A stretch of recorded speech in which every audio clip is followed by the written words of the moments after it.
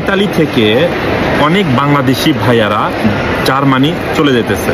কেন? কারণ ইতালির অর্থনৈতিক দিক থেকে জার্মানির অর্থনৈতিক অনেক চাঙ্গা।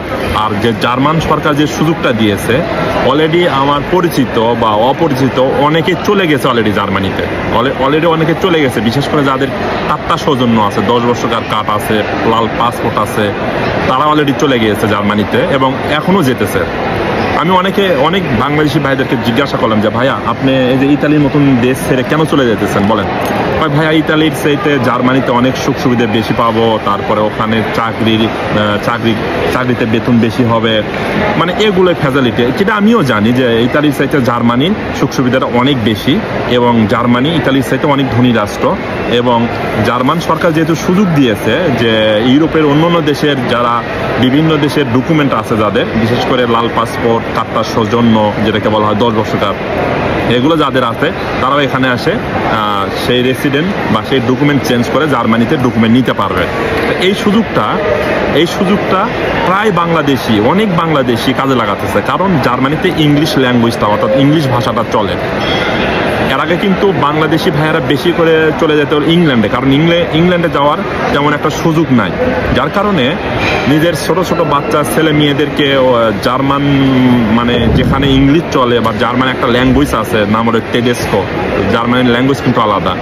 এই সুযোগটা অনেকে আর মিস করতে চায় না, যেহেতু জার্মান সরকার নিজেই বলেছে যে ইউরোপের অন্যান্য দেশ থেকে যাদের ডকুমেন্ট বা সৌজন্যগুলো আছে তারা এখানে আসে চেঞ্জ করে এই দেশে চাকরি করতে পারবে বা এই দেশের ডকুমেন্ট বা গ্রিন কার্ড নিতে পারবে। তো অনেক বাংলাদেশি ভাইয়েরা এখন অলরেডি চলে গেছে এবং এখনো যেতে আছে। মানে আমি আপনাদেরকে বলবো যে সকল বাংলাদেশি ভাইয়েরা নতুন আসতেছেন, আপনারা জার্মানিতে যেতে পারেন বা জার্মানিতে মুভ করতে পারেন। দেখেন ওখানে যদি ডকুমেন্ট বা ওই দেশের যদি গ্রিন কার্ড আপনারা নিতে পারেন তাহলে আপনাদের জন্য সবচেয়ে ভালো হবে, মাশাআল্লাহ।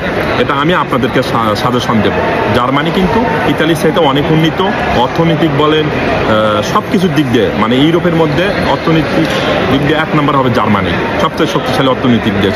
আর যেখানে জার্মান ল্যাঙ্গুয়েজ আছে এবং আপনি ইংলিশ ভাষা কিন্তু বলতে পারবেন, জার্মানিতে কিন্তু ইংলিশ ভাষা চলে এবং ওই দেশের কমপক্ষে শতকরা 90 থেকে 95% মানুষ ইংলিশে কথা বলতে পারে, যেটা ইতালিতে নাই। ইতালির মানুষ কিন্তু ইংলিশে শতকরা 5 জনও কথা বলে না, 5 জনও না, আর 90 থেকে 95 জনই শুধু তার নিজের ভাষায় কথা বলে। অনেক মানুষকে আপনি ইংলিশে জিজ্ঞেস করবেন, কিছু জানে না ইংলিশ সম্পর্কে। কিন্তু জার্মানিতে জার্মানিতে আমি 2 থেকে 3 বার ঘুরতে গিয়েছি, আসলে জার্মানিতে ইংলিশ ভাষা চলে এবং জার্মানির প্রায় মানুষ ইংলিশে কথা বলতে পারে। সুন্দরভাবে আপনারা ইংলিশ ব্যবহার করতে পারবেন জার্মানিতে গিয়ে। আমাদের বাংলাদেশের মানুষের হলো দ্বিতীয় ল্যাঙ্গুয়েজটা কি, মানে জার্মান, মানে আমরা দুঃখিত, ইংলিশ ভাষা। আমরা ইংলিশ ভাষা ওখানে ব্যবহার করতে পারবো, যেটা আপনার চাকরি ক্ষেত্রে বলেন, বাইরে ঘোরাফেরার ক্ষেত্রে বলেন, ব্যবসা বাণিজ্যের ক্ষেত্রে বলেন, সব ক্ষেত্রে আমরা ব্যবহার করতে পারবো। আমি আপনাদেরকে বলবো জার্মানি অনেক ধনী রাষ্ট্র, জার্মানিতে যেতে পারেন। যেহেতু আপনারা ইংল্যান্ডে যেতে পারতেছেন না, এই সুযোগটা জার্মানিতে নিতে পারেন, যেটা আপনাদের জন্য সবচেয়ে ভালো হবে। ইতালির সাথে জার্মানির অর্থনৈতিক অনেক ভালো, ইতালির সাথেও জার্মান অনেক শক্তিশালী এবং অনেক সুন্দর দেশ, যেখানে এই সুযোগটা আমার বাংলাদেশি ভাইয়েরা কাজে লাগাতে পারে। আর স্টুডেন্ট ভাইদের জন্য তো বিশেষ সুবিধা দিয়েছে। সবাই ভালো থাকবেন, সুস্থ থাকবেন। যদি আমার কথাগুলো আপনাদের ভালো লাগে তো অবশ্যই ভিডিওটি বেশি বেশি শেয়ার করবেন। আল্লাহ হাফেজ, বাই বাই।